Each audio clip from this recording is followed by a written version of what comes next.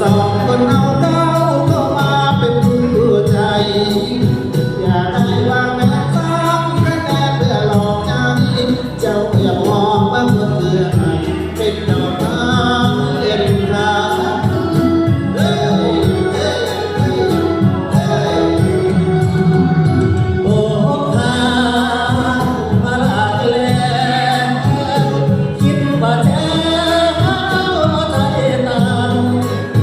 เรื่องต้นหวังขอทันงานก็เกี่ยวกันเขาพอดูไม่ได้ไม่ยอมสลามที่เขาปา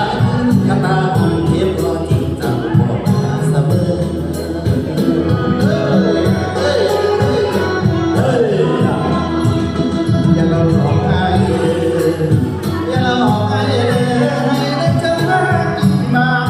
เจ็บหลายครั้งใจเราต่อเดิ